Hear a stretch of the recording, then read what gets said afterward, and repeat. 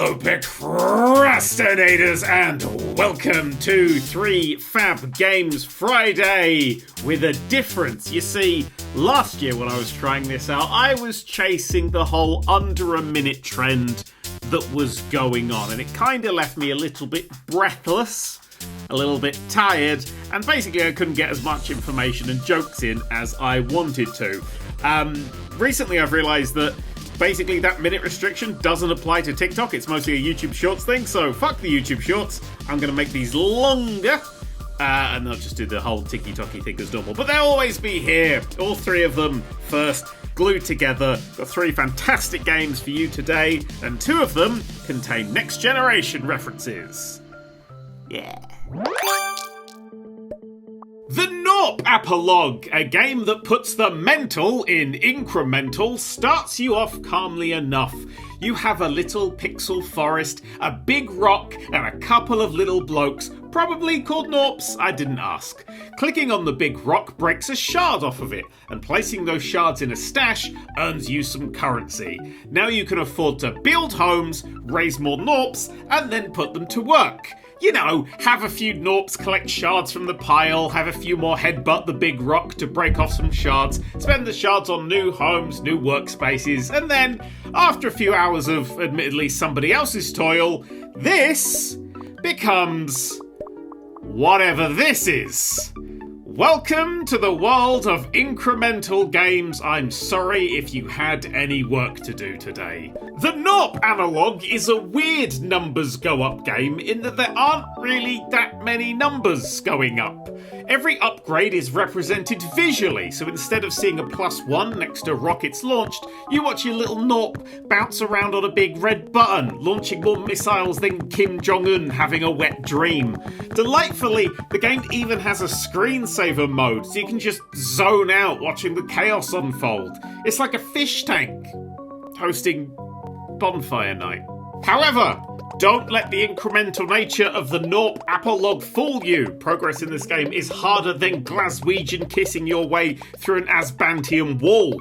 You will need to plan and strategize to get the most out of your big rock, and a bad setup can mean you don't make any progress at all. Pay attention to your easily respecable tech tree at the start of a run, and you'll be able to pull so many shards from the big rock that it collapses back in on itself, becoming denser and more colourful.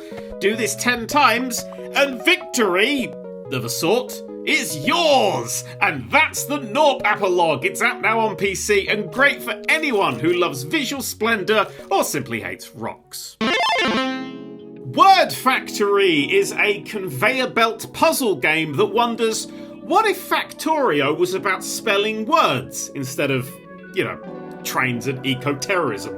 You start with the letter I, as you do, and a few machines to change and manipulate its shape. So you can bend your eyes to form C's, or glue 2 eyes together to form a V, or rotate one eye 90 degrees and fuse it with a normal uppy-downy eye to form an L. Pretty soon you'll end up with more Fs than a surprise maths exam in art school, pulling more Gs than a fighter pilot who's only just noticed a floor heading towards him, and creating Xs faster than a man linking Andrew Tate podcasts to his new girlfriend. Now that you've worked out how to make each letter, or most of them, Q still baffles me like I was Picard, it's time to make some words. Simply conveyor all your new letters into the appropriate slot, and you're done. Now you can create bums, chutney, or supercalifragilisticexpialidocious freely.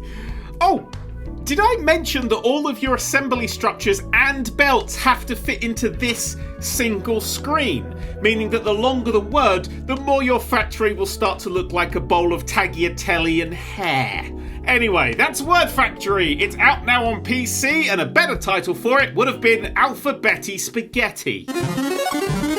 Cobalt Core is a deck-building, FTL-vibing, Slay the Spire style Space Them Up, where you and a band of cute, fuzzy friends explode horribly and then loop in time, like that one episode of Next Generation with Fraser in it. As you start each time loop, you'll select the specific fuzzballs that you want to work with, each with their own specialities and cards that match those specialities, choose one of several chunky ships, and then head out into space to explore strange new worlds world, seek out new life and new civilizations, and boldly explode exactly where you exploded last time because the cute little weapon operator wasn't paying enough attention again, and he used a laser that also leaps you sideways into the path of an enemy beam that could have destroyed Alderaan about 8 times over.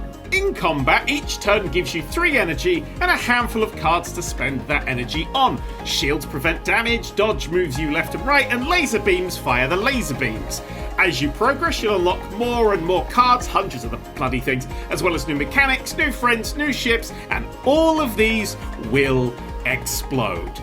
Eventually though, given the right cards collected, a good set of random events, or just actual skill or whatever, you will beat the final boss.